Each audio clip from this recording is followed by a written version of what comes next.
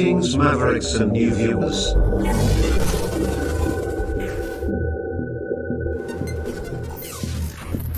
Tonight, direct and live from the Maverick News Network World Studios. This is Maverick News with Rick Walker.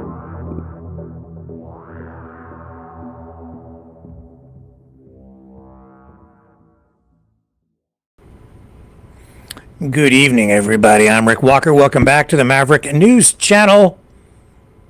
Great to have everybody here. We are going to go west a little later on just to have a little chat with John Scotty Rimby about a couple of the things going on in the news today. And we have a lot going on in the news. We have North Korean troops in Russia training, getting ready to join the war in Ukraine. We have Justin Trudeau hanging by a thread. Ongoing pressure for him to step down coming from within his own party. We'll show you the latest with that. And a man in his 60s attempted to force his way into Parliament today. He was arrested.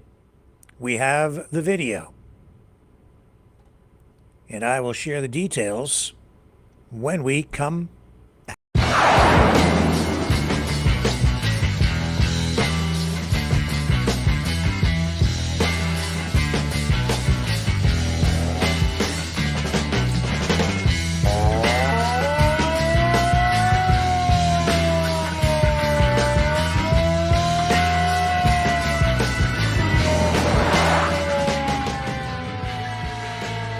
Maverick News. Fighting for freedom.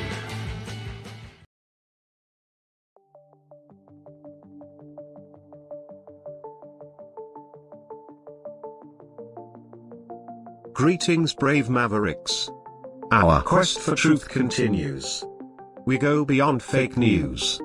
Together we expose propaganda. Together we pull others out of rabbit holes. We are maverick thinkers. We are all unique individuals, defenders of individual rights and freedoms, credible, trusted, grounded in reality. Maverick News, defending free speech, Donate at freedomreporters.com. Do it now. Tomorrow may be too late.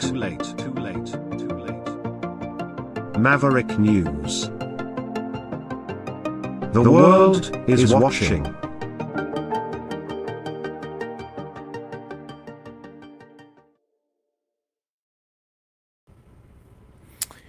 Very, very troubling news internationally tonight. This has been brewing for weeks, really being amped up in the last few days. Let's first of all start with this conflict in Gaza. The situation, of course, very serious, remains dire. Reports from various sources tonight, including posts on social media, describe northern Gaza as a zone where the sense of death is literally lingering in the air due to relentless bombardments.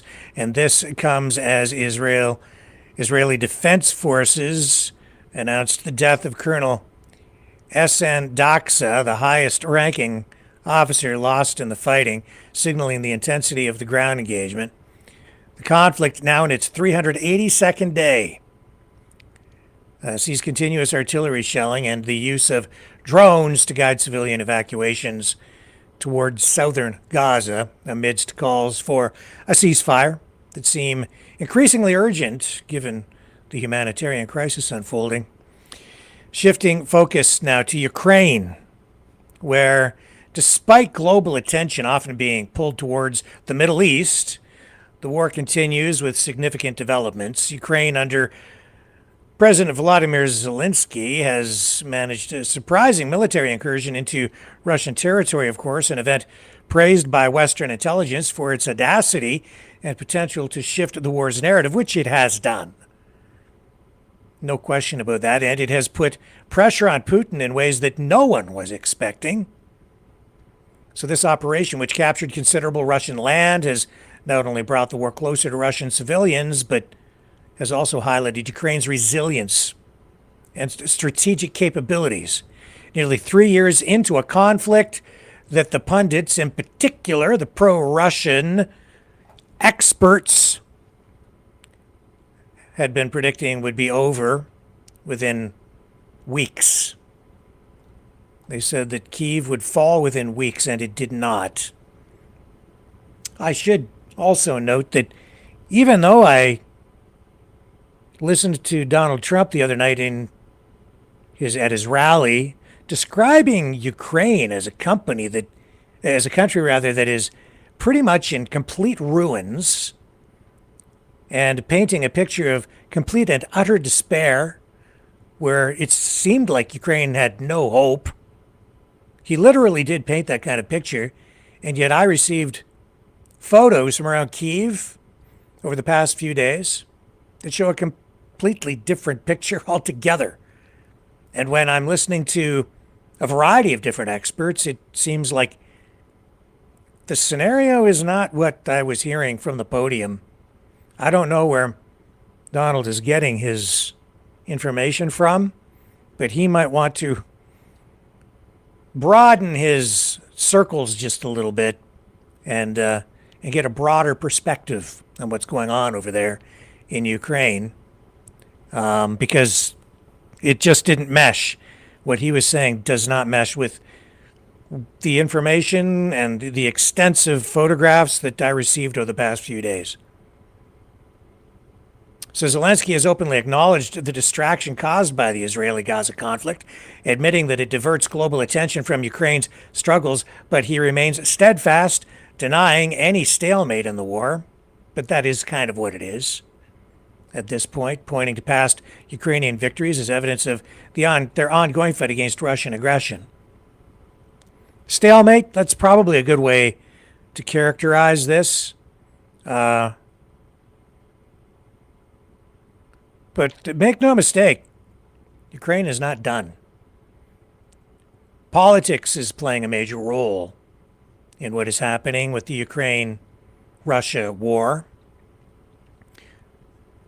And what happens in the U.S. presidential election is going to be pivotal, clearly. On the diplomatic front, UN Secretary General Antonio Guterres has reiterated calls for peace in Ukraine and a ceasefire in Gaza, emphasizing the need for adherence to international law and humanitarian principles. His comments come at a time when the world watches both conflicts with bated breath, hoping for resolutions that could prevent further escalation or even nuclear threats, which we've had from Vladimir Putin. Even a couple of weeks ago, he's just coming right out and making direct nuclear threats. Meanwhile, the U.S. continues its diplomatic efforts, with Secretary of State Antony Blinken visiting Israel, pressing for a revival of ceasefire talks and the need for increased humanitarian aid into Gaza. Now, I saw a story today about a young boy being killed, members of his family seriously injured, when airdropped food aid landed on the youngster, killing him. That's making big headlines today. It seems even when people try to do the right thing, sort of, and drop aid in there, you're damned if you do.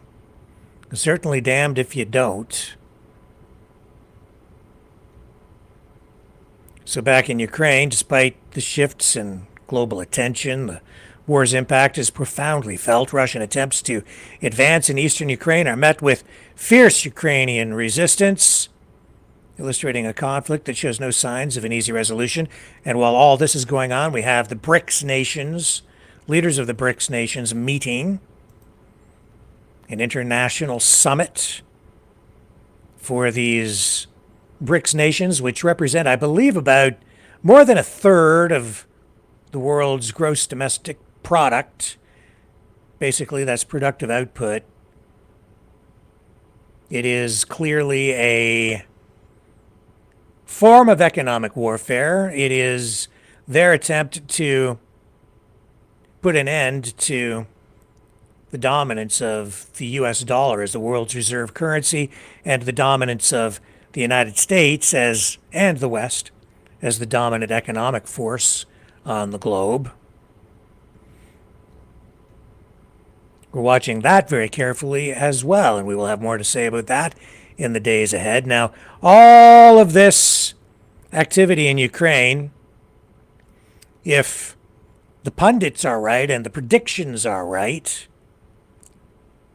it sounds like what we're looking at is Ukraine kind of getting to a point where they might be willing to cede some territory in order to secure peace. And it looks like maybe Russia might be getting to a place where they might want to come to the table. It depends on many factors, especially the U.S. election. And yet at the same time, we're seeing major escalation. And I think that's also probably connected to the U.S. election, with both sides digging in or taking positions of new strategies to send messages or create optics that would be favorable to them in whatever outcome we end up with at the tail end of the election in November next month, just weeks away now. North Korean soldiers have been filmed and documented receiving uniforms and equipment at training grounds in Russia, specifically at a training facility in the far east of Russia. And these troops, numbering in the thousands, exact numbers not really known, hearing anywhere from maybe 10,000 to 30,000, unconfirmed, allegedly. So these troops being outfitted, trained in Russia. It's seen as a clear sign of the deepening military cooperation between Moscow and North Korea. Now, as a result of that, we're seeing international reaction, of course. South Korea has officially protested by summoning the Russian ambassador, condemning the participation of North Korean troops in Ukraine as a violation of UN resolutions. This act is perceived as not only a threat to regional stability, but also a direct challenge to international norms and security agreements. The United States and its allies, including Japan, have expressed alarm over North Korea's increasing military support for Russia, while confirming the supply of materials like artillery and missiles. There was initial hesitation in confirming the deployment of personnel.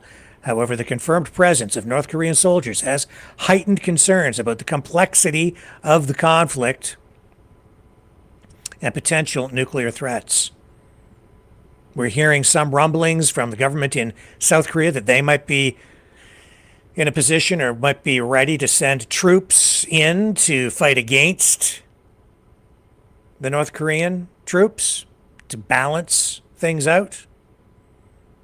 Some other countries, I believe the government of Lithuania has also weighed in on this international conversation. And I believe they are suggesting that it might be time for NATO to step up, increase involvement if we see North Korean troops on the ground in Ukraine.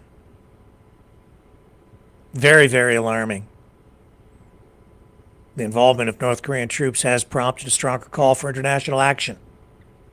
Discussions among U.S., South Korea, Japanese officials have emphasized the need for a robust response to North Korea's provocations, including its military support for Russia.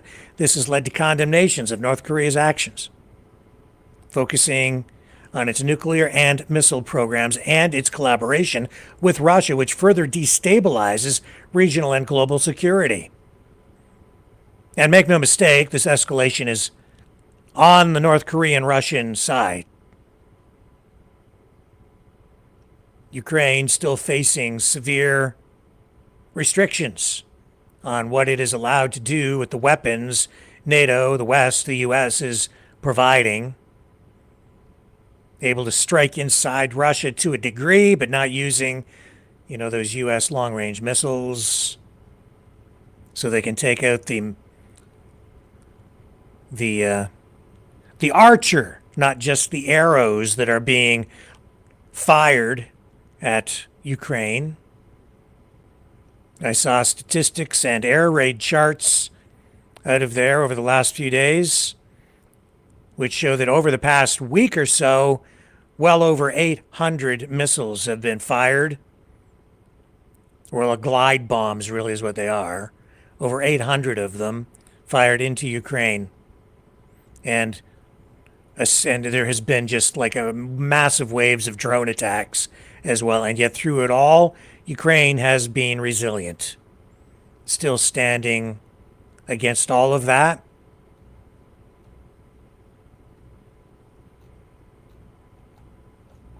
And so the war of wills, the war of attrition continues tonight in Ukraine.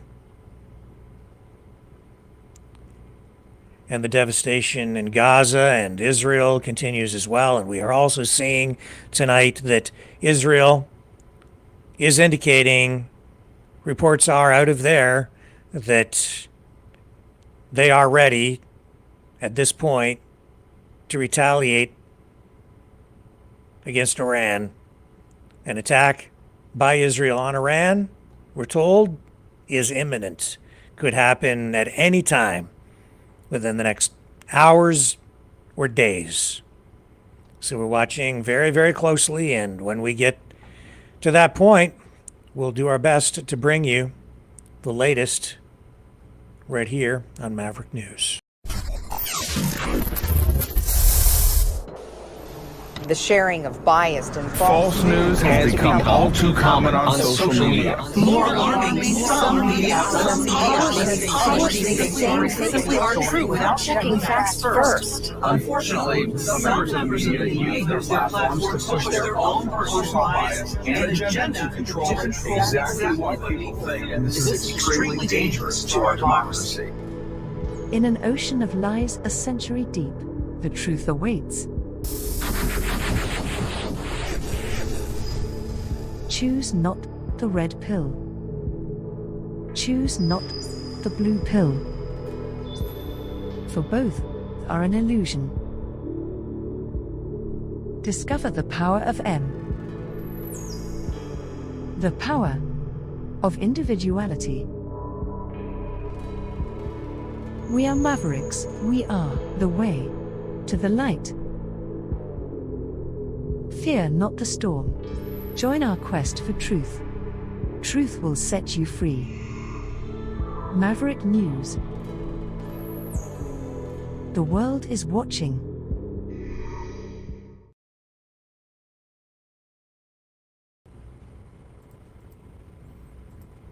Okay, so speaking of Israel's imminent attack on Israel, or Iran rather, saw yesterday that the plan, what appears to be the plan, had actually been leaked. And some mainstream media, including media in the UK, became aware of it. It looks like the leak came from US intelligence.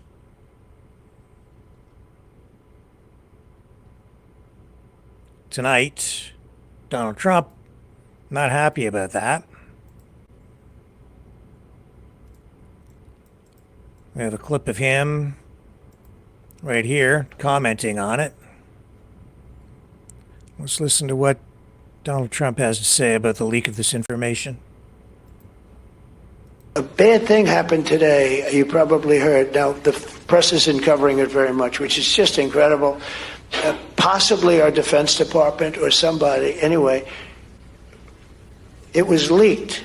The entire military plan of Israel, the military plan, the plans they have at the highest level, it was leaked. Highly confidential information. It was leaked by our somebody. They have no idea who did it. Can you imagine you're fighting a war and you have your Americans, Carlos, can you imagine anything like that? Did you hear this? You know, they leaked all the information about the way that Israel's going to fight and how they're going to fight and where they're going to go. And Somebody who did that? Can you imagine somebody doing that? That's the enemy. I guess that maybe is the enemy from within. As I talk about, we have an enemy from within. They hate to talk about it. So, not all of that information that he is suggesting there, not all of that kind of information was released. It is, as far as I know, from everything that I read, everything I've seen, some of those details were not in what was leaked. There were no aerial photographs, no image. There was no imagery. There was analysis of imagery provided. But from what unless some of the journalists were holding back information, which is possible, there was no indication in the reports that I was able to find that indicated precise locations or precise timing, but very, very damaging, really overall, to any plans Israel might have, because it does outline the weapons to be used, the aerial strategies, and even specifically what kinds of missiles, what kind of aircraft. So it gives you an indication of what is going on. And it also indicated that Israel is not planning on hitting Iran's nuclear facilities in order to undermine the Iranian nuclear weapons program. So limited in scale, scope, but the leak of that information, Trump is right. I mean, it's very concerning. Makes you wonder who would do that, why they would do that, if maybe the government itself had done that. Why, it's not really clear. And for it to be coming from the U.S. side shows that I would think that the U.S. might not really be on side with Israel.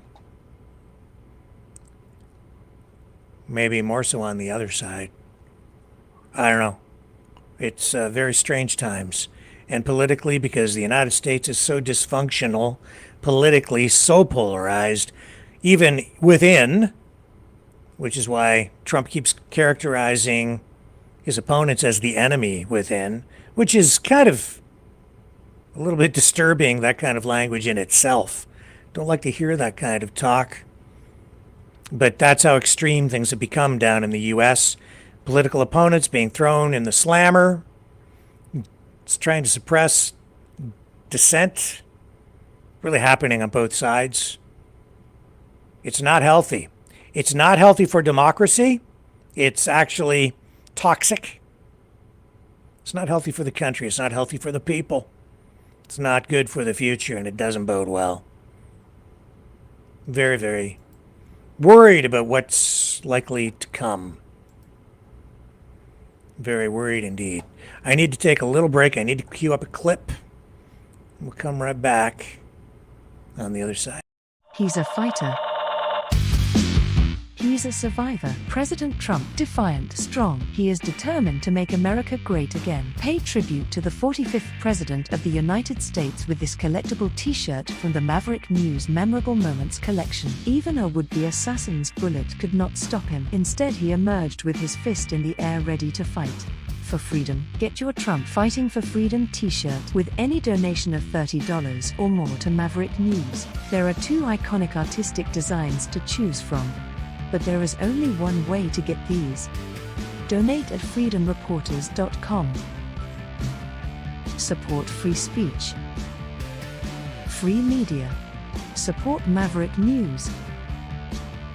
Call 1-866-248-1490 or order online at supergeeks.tv.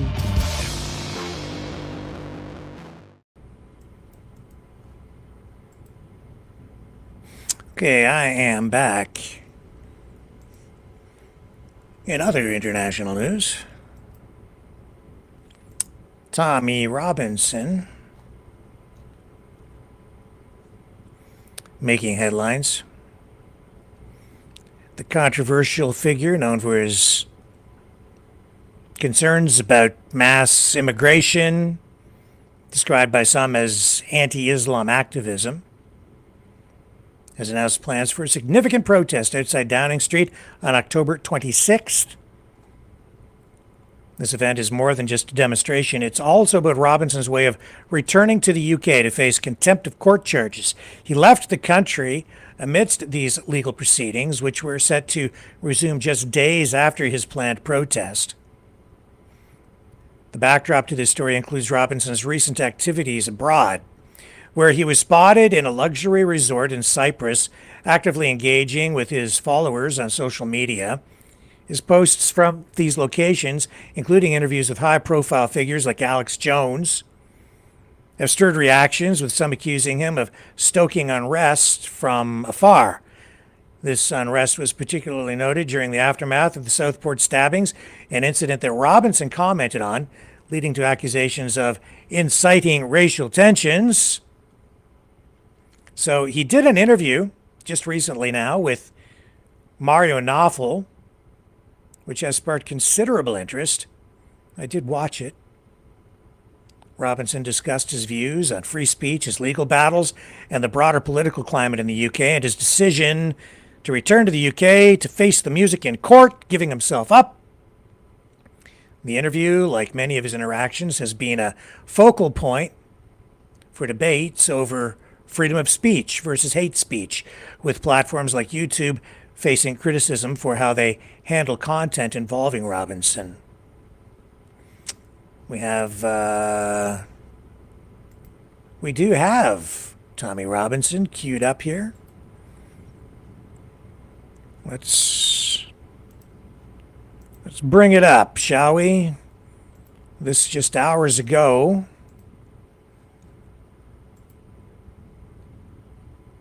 Tommy Robinson. So, Mario, hello. Viewers, hello. I've just received a phone call saying that my court case has been moved. I was due to be in the High Court of London, which makes sense, because that's where my crime should be heard. But they've moved it to Woolwich Crown Court. And why would they do that? Because with Woolwich Crown Court, there's a tunnel that goes underneath into Belmarsh Prison. What is Belmarsh Prison? Belmarsh Prison is the maximum security facilities of any prison that my country has. It's where the worst criminals, the worst jihadists, the worst terrorists are all housed. So the decision's already been made that this next Monday or Tuesday, for the crime of showing you a film, the film's in my pinned tweet, for the crime of showing you a documentary that shows you the truth, that shows you witness testimonies, that shows you evidence, which is all the stuff that they tried to hide. I will, by this time next week, I'll be residing on solitary confinement in the most maximum security prison this country has. Now, just so people understand, the crime I've committed is a civil offence. It's a civil offence, and you should, if you get done for it, if no one ever goes to jail for this, no one ever goes to jail, yeah? You'll see what sentence I get. I predict I'm given a minimum of 2 years in prison, okay? But you'll see the sentence that I get. And even if you are sent into custody, you go to an open prison, where you go home, where you go to work, where you're out in your cell all day. British prison system, you're out in your cell for 8 or 9 hours a day. I'm going to be put on solitary confinement for the crime of believing in freedom of speech and freedom of the press. I'm a journalist, it's 2024, and these same crimes and this same tyranny is coming to your country through your judicial system. Can you also mention a little bit about what also can happen when they maybe transform you from one room to another one? And the problem I have is when I land in that prison, everyone knows I'm coming. So my guard has to be up instantly. If they transfer me from one wing to another wing, anything at all, then there's a risk to my life. Yeah, and they know that, and I know that. But within Belmarsh, there are prisons within the prison. So I believe I will go into Belmarsh. I won't see anyone. I'll be locked in a room, and a year later or 2 years later, I'll be let out of the room. So I won't even leave that area, or I won't walk down any corridors. I guarantee you. Yeah. That's what I believe, because that's the only way they'll be able to keep me alive. So, if not, I won't survive the sentence. We'll see what happens.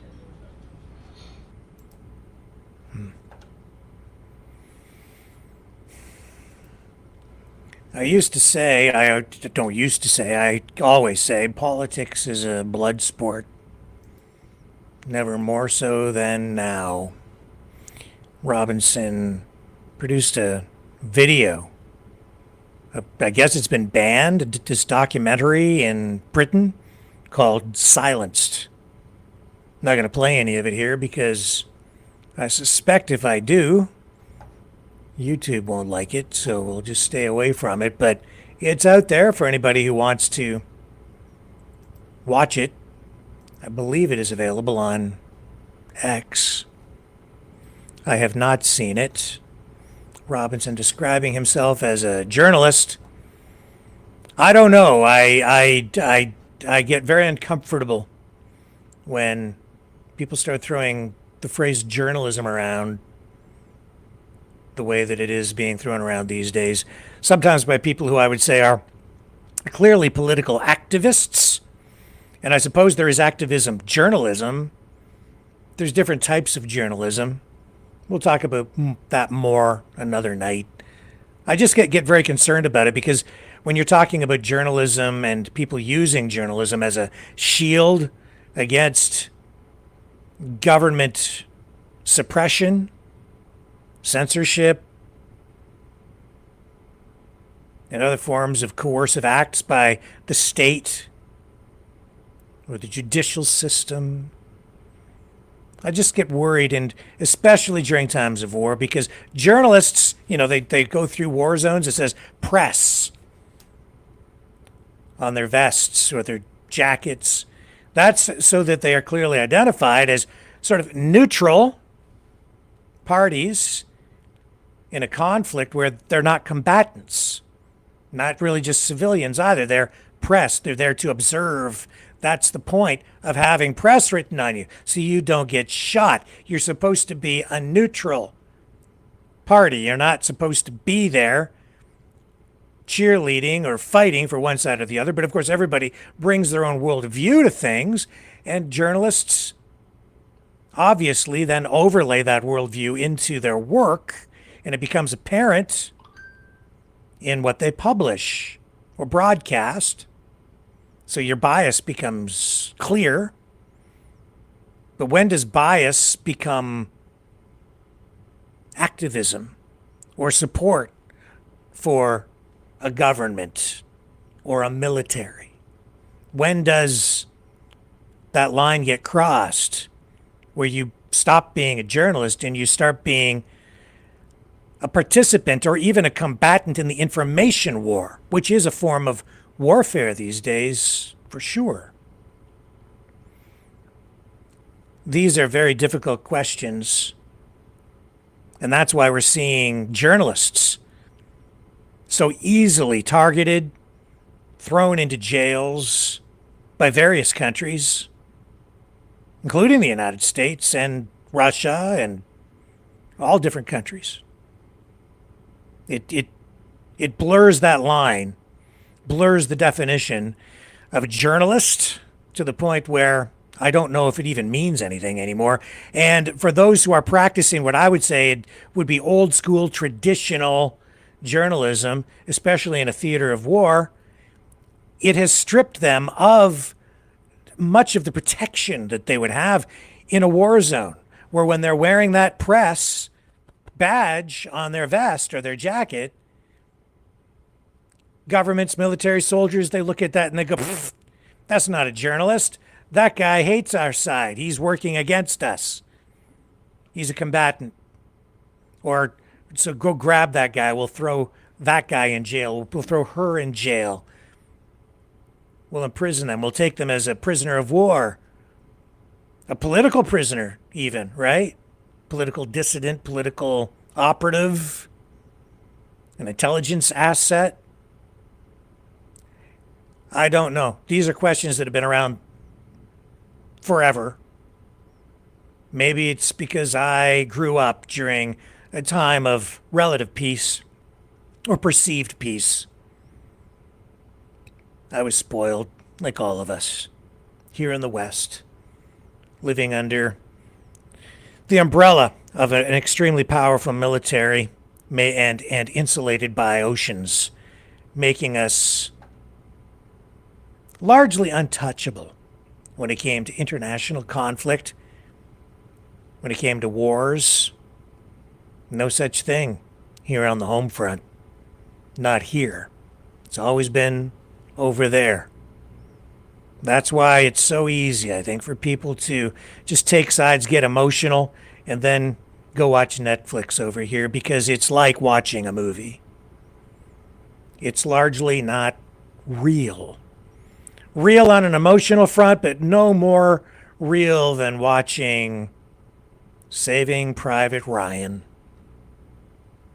for a lot of people. Somehow, I think we need to get past that, get back in touch with reality.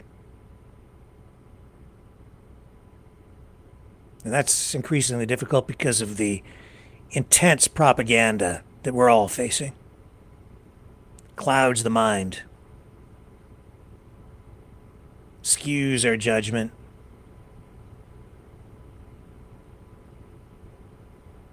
leaves us in a state of imbalance.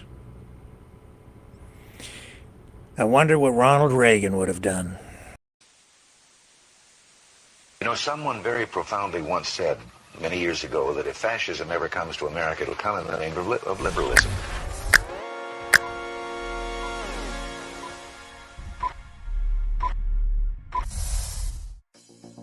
Well, I think it's time we ask ourselves if we still know the freedoms that were intended for us by the Founding Fathers. If we lose freedom here, there's no place to escape to. This is the last stand on earth. The entire world is watching. Every dictator, every crazy dictator in the world is watching.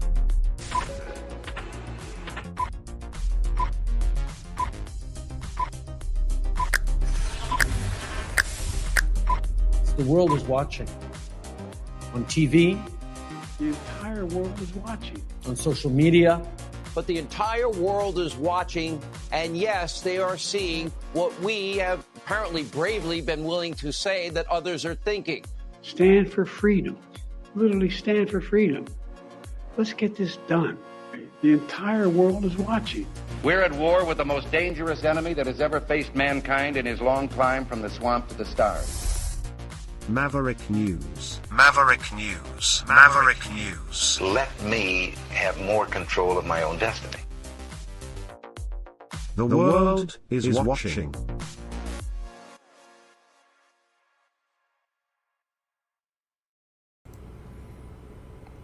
Looks like Biden said something a little bit weird. Before I get to that, though, I just wrap up with a brief comment to close off the Tommy Robinson story. I mean, how you view it depends on your political views. Obviously, people on the progressive side, the progressive left, view him as a real threat. Robinson characterizes the government in UK as being a bunch of communists right now. And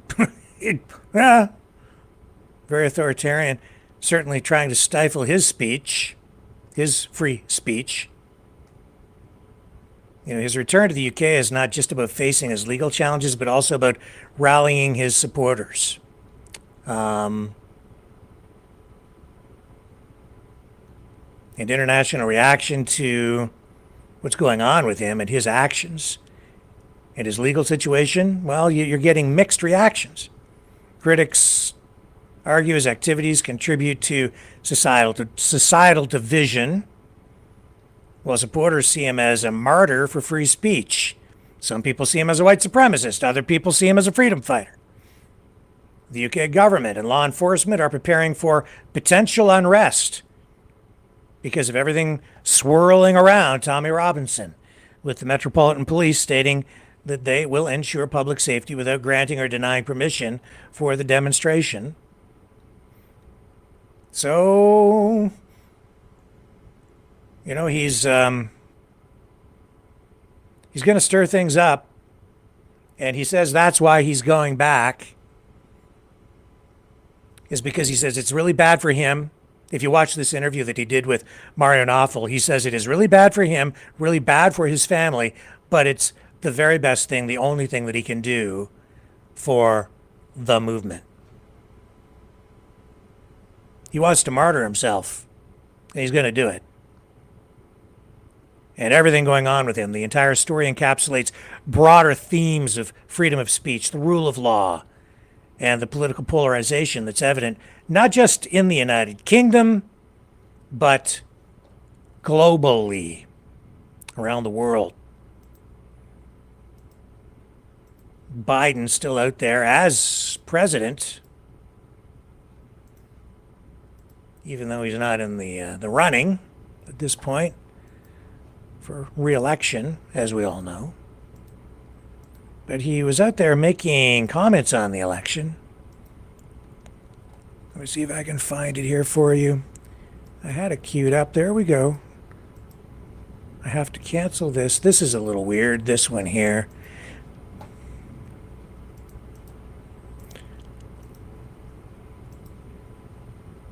Yeah, here we go. Okay.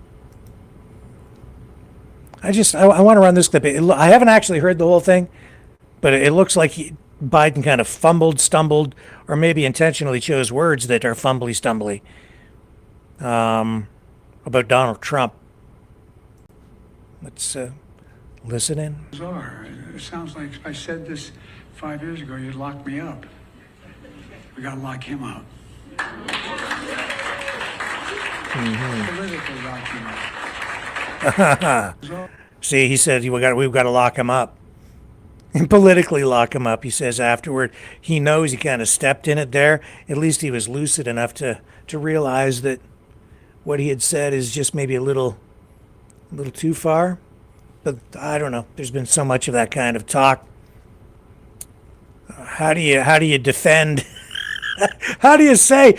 Don't say you're going to lock up Donald Trump when Trump made, his entire predicated his entire campaign against Hillary Clinton with lock her up, like they would chant it at the rallies. So I don't know, man. It's when it came from Trump, when all of that kind of talk comes from Trump, it's like he doesn't really mean it, and everybody kind of knows he doesn't really mean it literally. It's kind of a wink and a nod. It's like you are my peeps. You're with me, and I'm with you. I'm the guy you got to vote for. We're thinking alike, but he's not. It's not meant to be taken literally. I think some of these things that he says, including deportation, he's going to send, I think, some people who are in the U.S. back if they're here illegally. But he's not going to go around and just round up everybody who's an immigrant and ship them out of the country. And in fact, if you go back and look at the RNC convention, look at what was being said on stage by all the different speakers as they came out. It was a much more inclusive, much kinder, gentler message that was being delivered throughout the convention. It was one very much of,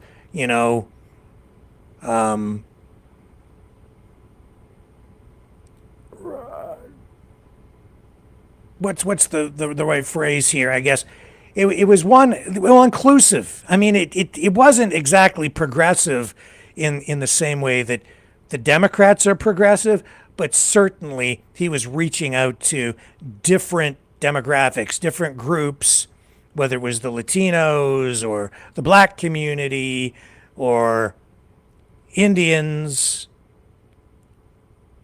the Jewish community. He's kind of touching on all of these things, and even on the Muslim community. He's been right there in Dearborn, Michigan, Detroit, reaching out and doing like a very effective job as well of reaching in and grabbing support right there in Michigan, a key battleground state, getting endorsements even from some of the community leaders there, which I think would surprise some people. And I did talk about that about a week ago. That's very key for Donald Trump strategically. Michigan, that's how he can win in Michigan, is with that Muslim vote, that the massive Muslim community there in Dearborn. I think it's the biggest in the U.S., and he needs that in order to secure the state. He might just get it. It's going to be very, very close. but he's been there hammering away, and not just that, but also the auto industry issues, right? Talking about the electric vehicle industry, but mostly about foreign competition from China, talking about tariffs, which Biden honestly has been embracing as well. Because Trump was first talking about it, the Biden administration came along, followed up on that. They're also administering tariffs on Chinese-made electric vehicles. And I think Harris will continue with that as well. And in Canada then, with Justin Trudeau and the Liberals, even up here, they took note of that, and they have followed suit. But in Canada, a member of Parliament by the name of Kelly McCauley this week, he took time out during question period in the House of Commons to point out the absurdity of government policy when it comes to subsidies, taxation, tariffs on things like Chinese-made electric vehicles. Here, I'll show you. Here's what Macaulay had to say this week in Ottawa. One of the companies that received government funding is a company called Geely. They received $15 million in subsidies. Geely is a Chinese-owned EV company, which is now, of course, subject to a 100% tariff on their cars. So I wonder if the member could comment on the ridiculousness of using taxpayers' money to subsidize Chinese EVs at the same time. Yeah. So you give them subsidy, and then you put a tariff on the cars. Here we go. Than it was 5 years ago. The 74% increase. Hang on here. Oh, we lost that clip. Okay, so yeah, but that's the point. That was the end of the clip. But it's crazy. I've said for a long time that a lot of these government policies, when it comes to things like the environment and various industries, it's like the government always has its one foot on the gas and another foot on the brake at the same time, because they want to make it look like they're doing something to stimulate the economy. So they give subsidies to companies in order to produce things like pickup trucks, and then they put their foot on the gas with taxation on the other, by putting their foot on the brake over there. So they're build trucks, but don't buy trucks. If you buy a truck, you get penalized with a heavier sales tax. So they're giving these companies money to produce these big pickup trucks, and then if you go to buy one, you can't afford it because they're taxing you on the other side, which reduces the volume of trucks that can actually be sold. So it's counterproductive. It is crazy, but that's what happens when you're living in a politically correct, progressive society that is losing its mind collectively. That's why we're in trouble, because things are not done with common sense, I think, sometimes these days. Now, talking about common sense and things not making sense, let's talk a little bit tonight about Justin Trudeau. He is hanging by a thread, folks. That much is very, very clear. He's under intense pressure, even from within his own Liberal Party. In fact, it has reached a boiling point. It's right out in public. It's in the open now. It's the severe drop in the polls for the Liberals, and he's the one who's taking it on the chin. It's his face, his name, his reputation, his image that is tarnished, much more so than the Liberal Party's image, and that's why people from within the party are putting pressure on him to step down.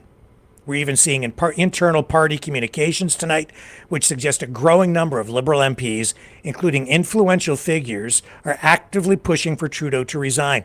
This internal revolt comes amidst concerns over the party's direction, recent electoral losses, which we've seen in places like strongholds in Toronto and the GTA area, and Trudeau's leadership style, which some critics argue has become a liability rather than an asset. I've said that for a long time as well. That's why I've been saying that he is the worst prime minister in Canadian history. He really screwed up during the pandemic, really screwed up during the convoy. All he had to do was come out and actually talk to the people. It was an opportunity for him to help to unify the country, address his critics, his opponents, his adversaries head on. Just go out and meet with them, keeping in mind that they are not your enemy. They are your citizens, your constituents, your neighbors. You should have gone out to talk to them. They're taxpayers, they're voters, they're Canadians. But he didn't do that. The Prime Minister's office has been trying to manage this narrative, but leaks and public statements from key Liberals like Sean Casey have highlighted a sentiment within the party that Trudeau's tenure might be nearing its end. I think so. I've been predicting that, telling you that too. You don't need to be a genius to see it. This pressure isn't just whispers in the corridors of Ottawa. It's getting louder and more organized in response Trudeau has taken to social media today, focusing on international and domestic policies rather than addressing the internal strife directly. His posts on X today about countering Chinese trade practices and congratulating New Brunswick's new premier, Liberal, they won the election out there, suggest a business as usual approach. However, behind the scenes, preparations for a significant caucus meeting tomorrow are underway. This meeting is anticipated to be a flashpoint for those advocating for Trudeau's resignation. Also, just a side note, that election in BC, so close, couldn't call it an election night. Still recounting votes, I guess. Might be another, I think it's still going to be another day or two before they can actually come out and declare a winner one way or the other. It's that close. So we're watching that as well. Now, let's go to the House of Commons, where we had this exchange today.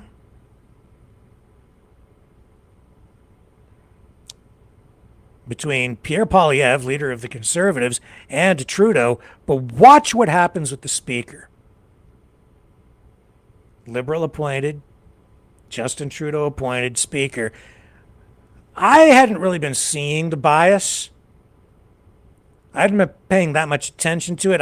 I thought that maybe some of the criticisms directed toward this new Speaker were being leveled simply because the people leveling the criticisms were Conservatives or maybe just not on the Liberal side. But watch this. What happens here, this one leaves me scratching my head thinking, yeah, I think maybe there's a little bit of bias here, a little bit of pro-Liberal, pro-Trudeau bias on behalf of the Speaker. And that's a no-no because the Speaker is supposed to remain impartial at all times, nonpartisan, even though he is a Liberal and appointed thus to be Speaker. He's not supposed to, he's supposed to be like a journalist, a real journalist, and remain impartial. That's not really, I don't think that's what happens here. You watch this interaction and you tell me. I think you'll find that the Speaker is biased here.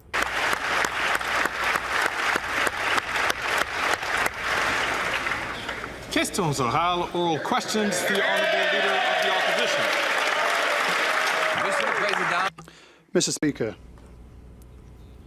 the 40 Liberal members are noting what Canadians know already. This Prime Minister is simply not worth the cost, the crime, or the corruption. But those MPs are telling us that they need the Prime Minister's permission to speak at tomorrow's caucus meeting. So he will be able to muzzle them with regards to the doubling of our debt, of inflation, of housing costs and corruption. Will he allow freedom of expression for his MPs so that they can express themselves?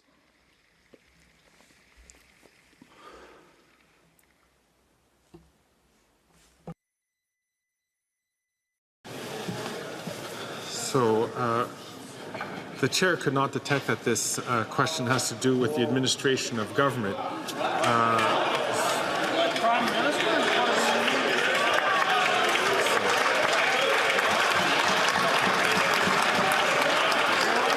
The Right Honourable Prime Minister. I think, Mr. Speaker, we see We see very clearly once again that the leader of the opposition should concern himself with his priorities.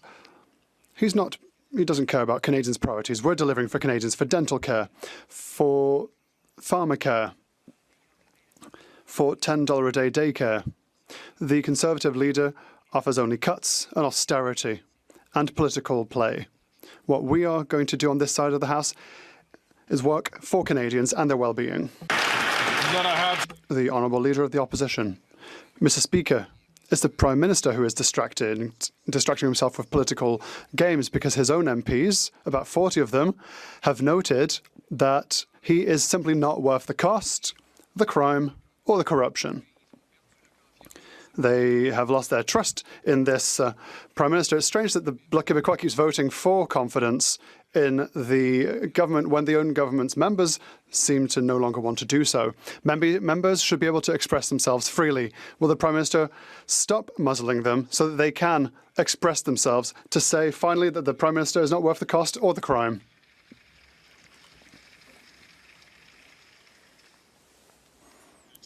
The Right Honourable Prime Minister.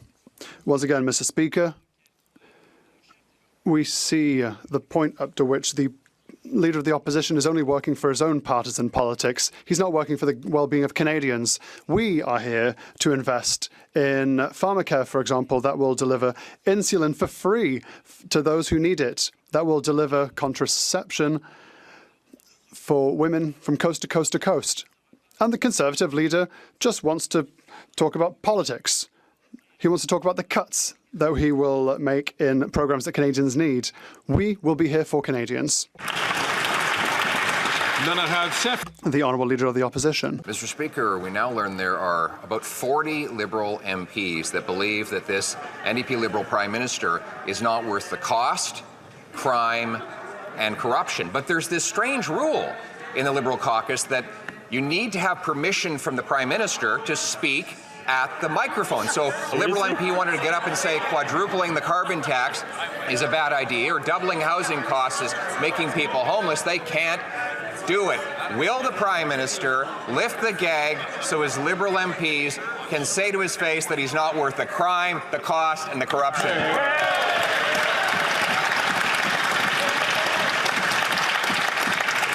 Once again in English, none of these questions have to deal with the administration of government, but I see the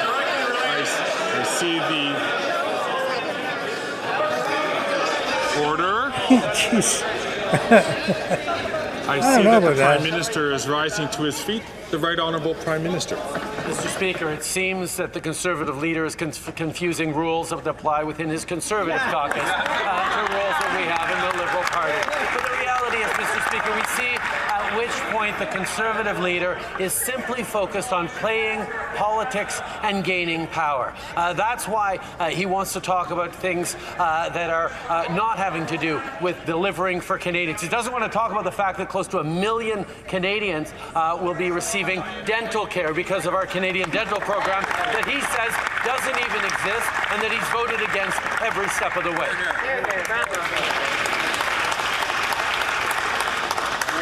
May I ask the honourable member from Battle River Crowfoot to please not take the microphone when the speaker is up on his feet or when other speakers who have been recognized by the speaker is taking the floor. The Honourable Leader of the Opposition. Mr. Speaker, I'm sorry to have to bring up this terrible rule. It's just that Liberal backbench MPs are coming and talking to all of us to say that they're not allowed to speak to him. And they're wondering if I could perhaps pose some questions on their behalf. Mr. Speaker, I guess they can't get anywhere with the current Prime Minister, so they'd rather talk to the future common sense Conservative. Instead of silencing his own MPs, will he let them get up to the mic tomorrow to tell him that he's not worth the cost, crime, and corruption?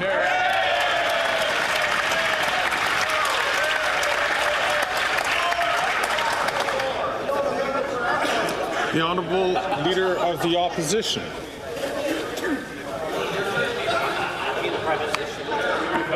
Mr. Speaker, the reality is he can't administer the government because he's too busy fighting for his job after 9 years. Even if his MPs know it. He broke immigration, he doubled the debt, doubled housing costs, doubled crime, doubled the cost of living in a home. He wants to quadruple the carbon tax that's already forced 2 million people to a food bank, 1 in 4 kids to hunger, 25% of Canadians to poverty. Canadian food prices up 36% faster than in the States. StatsCan says we have the biggest gap between rich and poor in our recorded history. His MPs know that he's broke the country. Will they call a carbon tax election so we can fix it?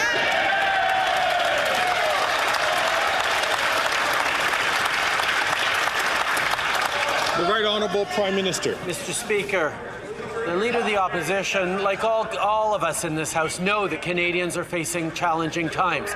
His solution, however, is to offer them cuts, is to offer them no programs that they can rely on, and to vote against things like dental care and pharmacare and investments in a green economy that is going to create jobs and careers long into the future. He wants to harm Canadians where we're focusing on delivering for them. He wants cuts to programs and services while we're busy investing in Canadians and their futures. That's the choice Canadians get to make. The Honourable Member for Belleuil-Chambly. Mr. Speaker, time is moving on. 4 million retirees in Canada, 1 million retirees in Quebec. He wants this, or he's not going to support improvement Liberals anymore. of their purchasing power in a real way and not through slogans. Thousands of supply-managed farmers and producers are waiting for their system to be protected. Will the Prime Minister seize the opportunity to do something useful and improve the lives of 4 million retirees, 1 million retirees in Quebec, and tens of thousands of farmers and producers? The Right Honourable Prime Minister. Like my honourable colleague knows full well, we will always defend supply management. We will always protect our farmers and producers from coast to coast to coast. With regards to seniors, he says that he wants to act. Well, we've acted. When we reduced retirement from 67, as the Conservatives wanted, to 65, unfortunately, the Bloc voted against. We also acted when we delivered an increase in 10% in the Guaranteed Income Supplement. The Bloc voted against. There's a dental care programme that delivered for close to 1 million Canadians. They voted against. The Honourable Member for Belleuil-Chambly. The Prime Minister is manipulating the facts, but acting is something he'll have to do in a few days. In a paralysed parliament like this one, with a paralysed government like this one, we have made a proposal that will help people. A proposal that could stabilise Parliament for another few weeks. He'd need it. Will he allow his party to be eaten from within and without, or will he change things for the better for millions of people? If he doesn't get what he wants, the Bloc leader, he's going to pull support. The Right Honourable Prime Minister. It'll trigger an election. I've said many times, Mr. Speaker, I completely agree with the desire to be here for seniors who need our help, and that is the reason for which our government has enacted a number of measures in the past years to invest in seniors, to be here for our seniors. And we are open to working with You're people in trouble there, this house in order to JT. deliver even more for seniors. He's in trouble. The Honourable Member for Rosemont-la-Petite-Patrie. That is what this banter has been all about right up to this point now. You have Poilievre putting pressure on, the way he always does. Great! He's just so great in Parliament. He knows his way around. He knows how to speak in Parliament. And he's getting backed up there by the Bloc Québécois. If they don't get that retirement package, they'll pull support from the Liberals, and on the next major vote, might just be a straight-up confidence vote, might be on a major piece of legislation, something. They'll pull support, and that the minority Liberal government at that point will fall. I'm telling you, it's coming. We're going to the polls by spring, I think. And I don't think Justin Trudeau is going to be there leading the party the way it's going right now. It's possible. He's saying that he's solid, that he's going to stay on. You're seeing the key players within cabinet still voicing support and confidence in him, but you have a lot of people with the knives out now, and they've been plunging those knives straight into Justin Trudeau's back. His own Liberal members of Parliament. Mutiny is underway, and they want him to walk the plank.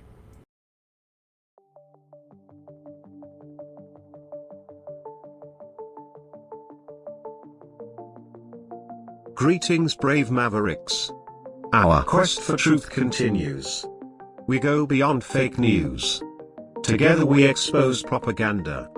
Together we pull others out of rabbit holes. We are maverick thinkers. We are all unique individuals, defenders of individual rights and freedoms, credible, trusted, grounded in reality. Maverick News, Maverick News. Defending free speech, free speech. Donate at freedomreporters.com. Do it now. Tomorrow may be too late. Maverick News. The world is watching.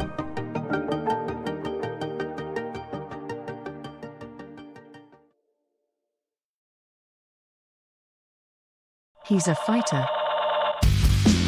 He's a survivor. President Trump, defiant, strong. He is determined to make America great again. Pay tribute to the 45th President of the United States with this collectible t-shirt from the Maverick News Memorable Moments collection. Even a would-be assassin's bullet could not stop him. Instead, he emerged with his fist in the air ready to fight. For freedom. Get your Trump Fighting for Freedom t-shirt with any donation of $30 or more to Maverick News. There are 2 iconic artistic designs to choose from. But there is only one way to get these. Donate at freedomreporters.com. Support free speech. Free media. Support Maverick News.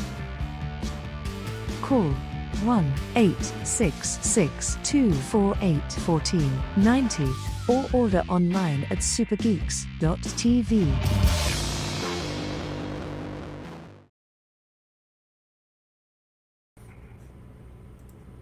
Okay, and you can donate at freedomreporters.com. Anybody who donates $30 or more, I will send you a Donald Trump fight t-shirt or a Fighting for Freedom t-shirt. Just let me know which one you want. We also have Maverick News t-shirts in stock as well. Polo shirts with embroidered Maverick News logos, like the one I've got on here. 45 or more. And we have hoodies, also with embroidered or silk-screened Maverick News logos for $60 donations or more. I'll send you those. Plus, we also have the Maverick and the News Brothers album with full of songs about freedom. I'll send you that with any donation of $10 or more as a downloadable digital transfer. Just I'll have your email address when you donate at freedomreporters.com. And if you order, if you want a t-shirt or a hoodie or whatever, just tell me what size you need, which one you want, and I'll send it along in the mail. And it's all about fighting for freedom, freedom of speech, freedom of media, such as it is these days. And to talk more about freedom and the state of our country, I have John Scotty Rimby on the phone right now from Alberta, because we were talking earlier today. And John, what were we talking about? We were talking about this great country of ours. We were, but greetings, Maverick, from Merry Christmas from wintry Calgary. 4 inches of snow last night. Get out of town! 4 inches of snow? Yep. The cars are all white when I came home from the pizza joint. Yep. Holy cow. I'll tell you, you can have Christmas early out there. I don't want it out here. It's been gorgeous out here. 80 degrees Fahrenheit yesterday here in Chatham, Ontario, Canada. Today, I don't know what the temperature got to, but it had to be probably about 78 degrees Fahrenheit again. Just a gorgeous, gorgeous day. And I'm sorry to make you feel bad, but I just had to share my little piece of good news with what you're saying. But I guess you're spinning it up in a positive way, looking at it like Christmas come early. Santa has his winter coat on here. It's all good before Halloween. Oh my! Speaking of Halloween, what are you going to dress up as this year, John? Geez, I never even thought about it. You know, I used to do a huge Halloween house down there south of Ottawa at my old mansion there in Morrisburg. But I was always a Christmas kid, and then I converted it into a Christmas house. Yeah, and I don't know. What do you think, Rick? Dress up as a Joker like Chrystia Freeland, or what? A Joker? Yeah, I don't know. Maybe more like the Wicked Witch of the West. How about that?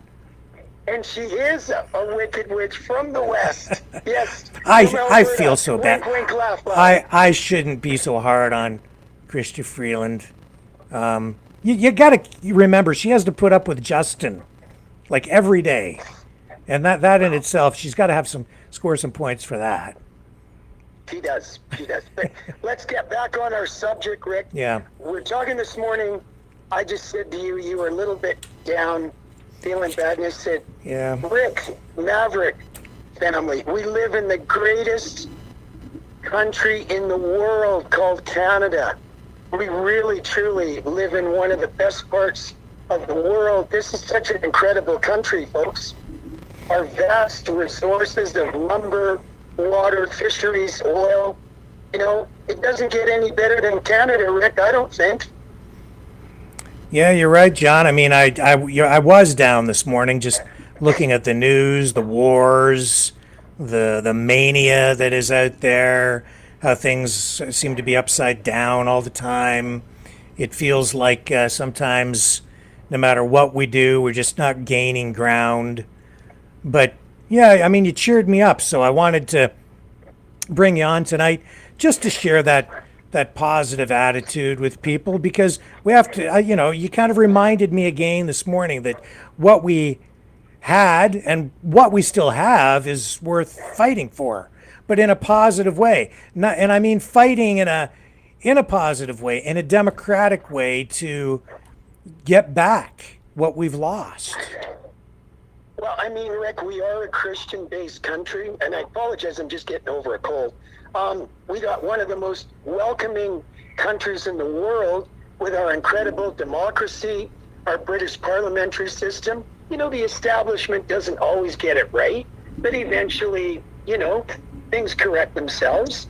And I think we need to be so thankful for what we have in natural resources with this vast dominion called Canada, with our neighbors, the United States. I mean, it doesn't get any better than this, my friends, worldwide, I don't think, Rick.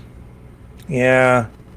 I hear so much negative talk about our country, though, these days, that it does get you down after a while. It's like people who say they want to save the country then turn around and talk about tearing it all down in the exact same way that the people who appear to be our adversaries do. And even these politicians who apparently, according to intelligence service, our intelligence services, are compromised in some way. Everybody wants to hold them accountable. Well, at the same time, a lot of these people who want to hold those politicians accountable are first in line to tear it apart. So I don't know, man. It's in fact, I'm going to run this while you're on the phone. I didn't get to it yet, but there was a guy today who tried to force his way into Parliament. He was arrested. Here, I've got the video. I'll show it to you.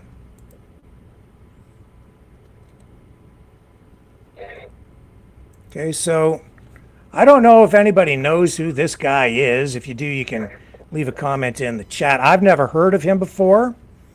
His name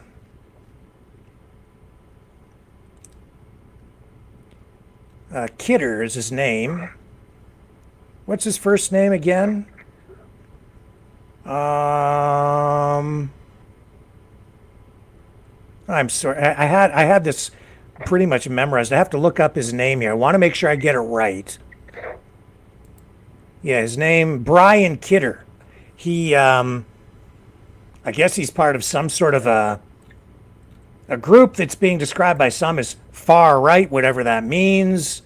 He's made attempts to arrest the prime minister, other members of parliament, and prominent political figures on at least 7 occasions, maybe as many as 9 occasions now, and was live streaming his approach to Parliament today, which resulted in his arrest. Here's the video for you to see.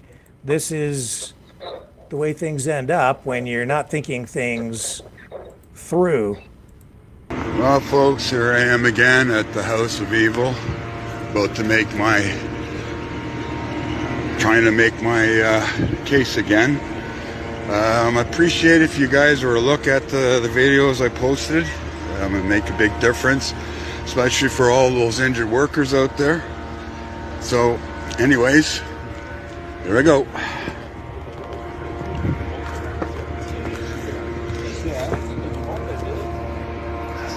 Hello, gentlemen.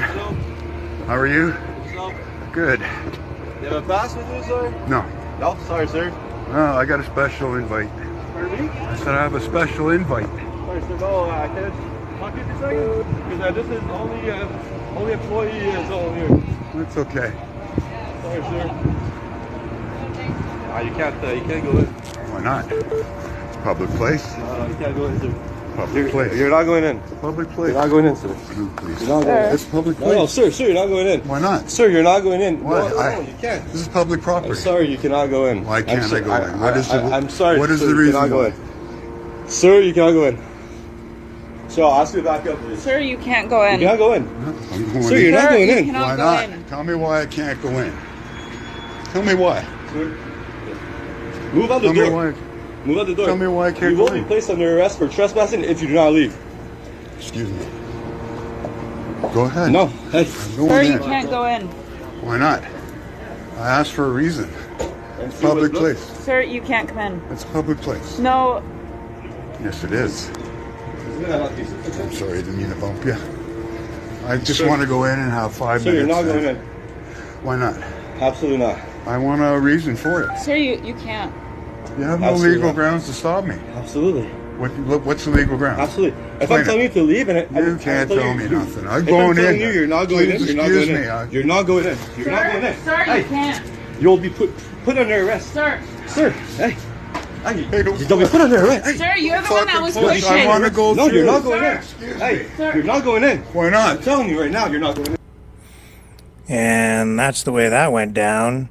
And then Brian Kidder was arrested at the scene. That was his video. And, yeah, not the best situation.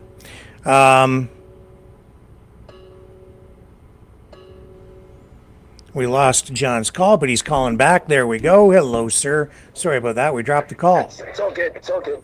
Yeah, obviously you couldn't see or hear that because you were on the phone with me. But yeah, this Brian Kidder arrested today.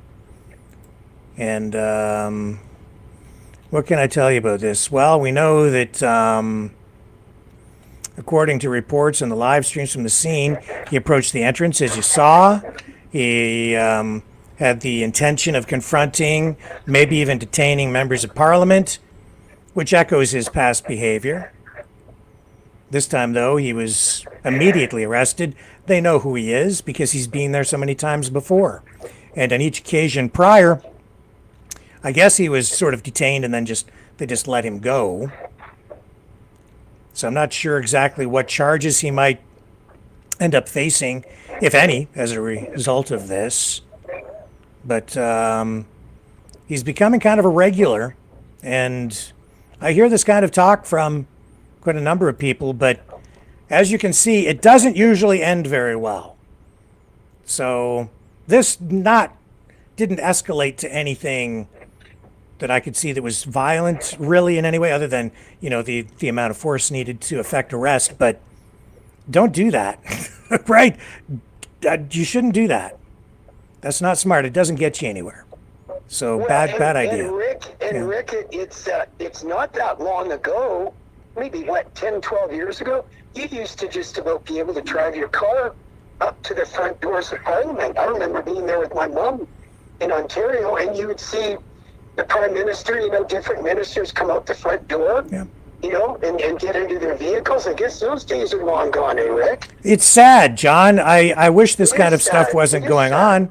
It's not right to... I mean, it's the reality today when you're a public figure, a politician, you're in danger, I guess, because of like I said, there's a mania out there.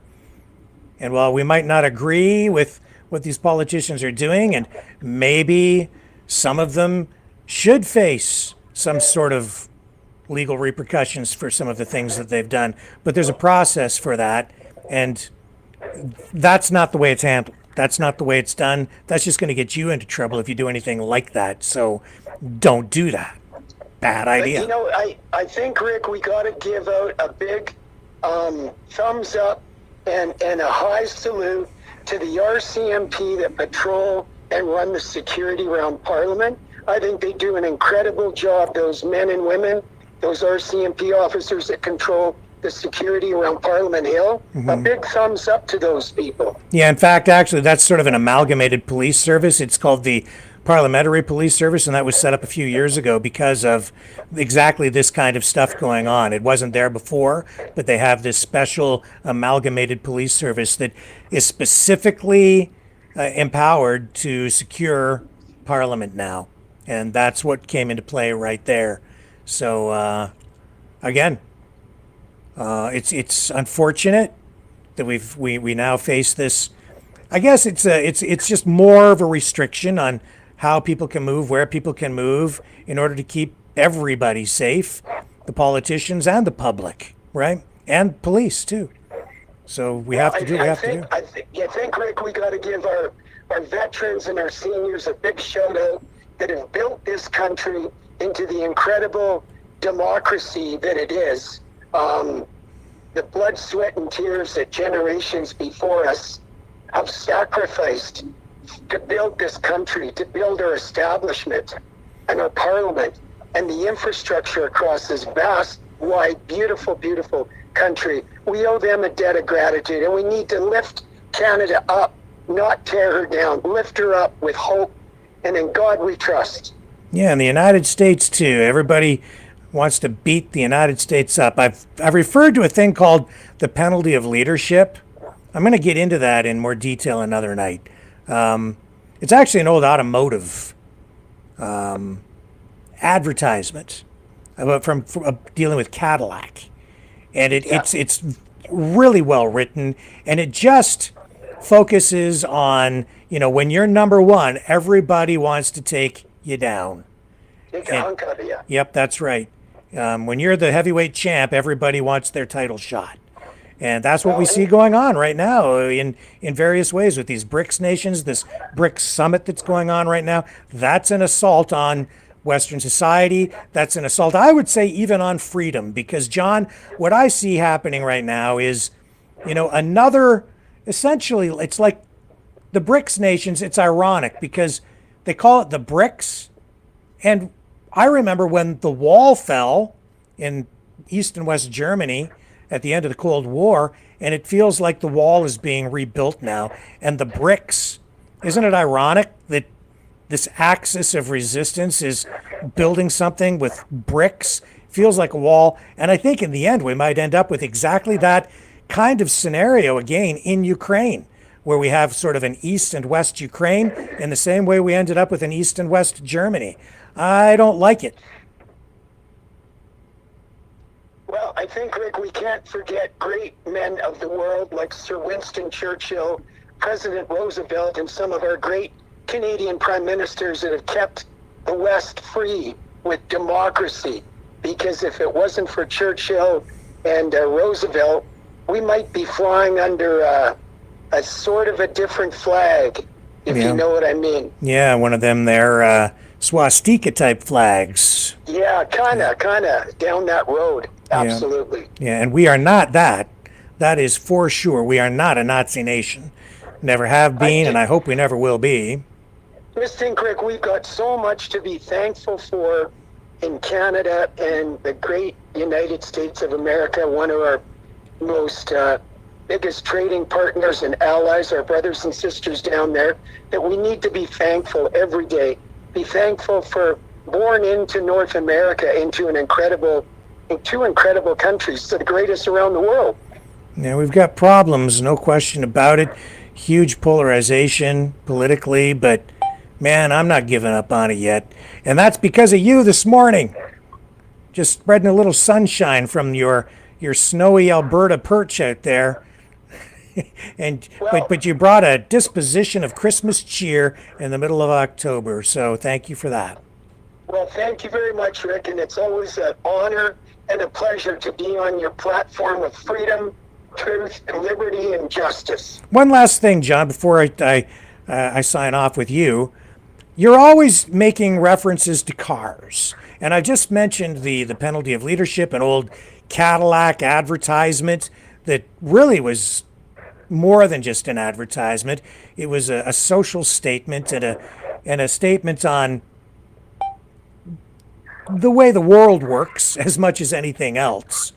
But you're always referring to, Duesenbergs and Packards and Rolls-Royce. Give me. But I also love, Rick, Lincoln, Cadillac, Cougar, those great American-made cars, those commercials from the 60s, 70s, and 80s that built in America. Yeah. Make America great again. American technology. Hey. Those lifted America up for our industries and ingenuity. Yes. And they were so positive about America being number one. American muscle. Yes. Yes. Mustang. Cobra. Corvette. Corvette, absolutely. Yes. I got two of them myself. Hey, you know what? And with that, I'm going to sign off because, but I'm going to close out the program tonight with this. And I won't sign off with you just yet because I'm going to help you. You're going to help me close off the program. Okay, what a because pleasure. here's what I've done recently. We put together that album of freedom songs. Well, I also have this other song that Maverick and the News Brothers put together. It's called Little Black Corvette. And I have it here, so I've queued it up. And I'm going to share that with people tonight because cruising with the top down, it's so nostalgic. This should bring back memories for everybody, and I hope it inspires everyone. And it makes me think of the before times, but it also makes me realize that what we have is precious. And second to none in the world. You're second to none in the world. Absolutely. Is that song by Prince? No, that's Little Red Corvette. This is an all original tune by Maverick and the News Brothers. Wow. Cool. Yeah. And I've got it all queued up. Here's a little video. I was running it on our automotive program last week, so that's why I have this video done. But this is another song, and I'm just going to share it with everybody here tonight. And John, I'm going to give you the honors tonight. You know how my closing line is every night. I'm going to let you say it tonight. So love you guys. Catch you tomorrow night, 7 p.m. Eastern. And John, that's your cue. What's the closing line? I'm trying to think. He caught me off guard. Please support Maverick News by making a donation. No. Well, they can do that too. The closing line is catch you on the flip side.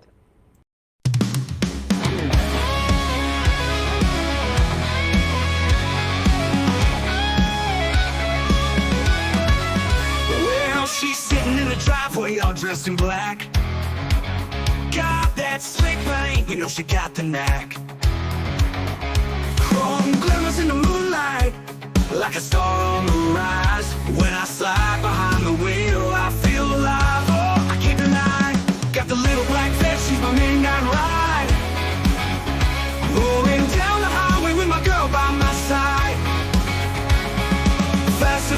smooth as a dream. In my little black van, we're a rock and roll team.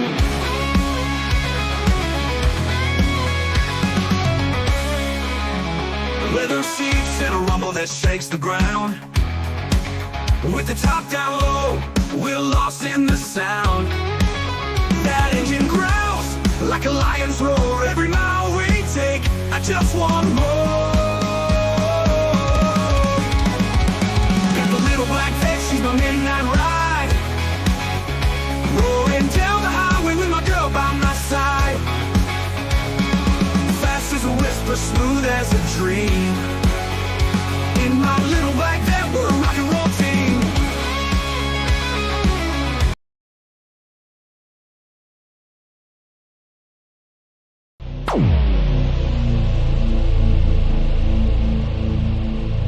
This has been a Maverick Multimedia production.